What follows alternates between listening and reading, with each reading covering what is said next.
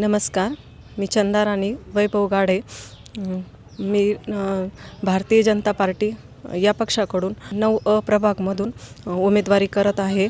आणि केंद्रात भाजप सरकार असल्यामुळे, त्यांची सत्ता असल्यामुळे सत्यजित दादांच्या नेतृत्वाखाली मी कॉलनीमधले प्रभाग 9 क्रमांकमधले प्रश्न सोडवण्याचा प्रयत्न करत आहे. भाऊंनी आमदारकीच्या काळामध्ये महिलांच्या डोक्यावरचे हंडे उतरवले, त्याचप्रमाणे सत्यजित दादांनी त्यांचाच वसा पुढे चालू ठेवलेला. आज कॉलनी परिसरामध्ये पाण्याचा प्रश्न भेडसावत होता, पण आज त्यांच्यामुळे पाण्याचा प्रश्न सुटलेला आहे. आज जर बघितलं तर कॉलनी परिसरामध्ये म्हणजे महिलांना रोजगारासाठी बाहेर जावं लागतं आहे.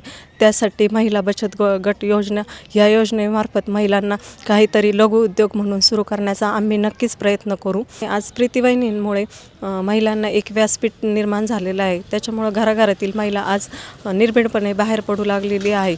आणि त्याच माध्यमातून आज आम्ही महिलांना एक सुरक्षित असं केंद्र उपलब्ध करून देणार आहे. आमचा प्रयत्न राहील तो, पण त्यासाठी तुम्ही आम्हाला एक संधी नक्कीच द्यावी. तसेच राज्यामध्ये भाजपा सत्ता असताना शासनातर्फे ज्या काही विविध योजना येतात त्या महिलांना उपलब्ध करून देण्यासाठी मी नक्कीच प्रयत्न करेल.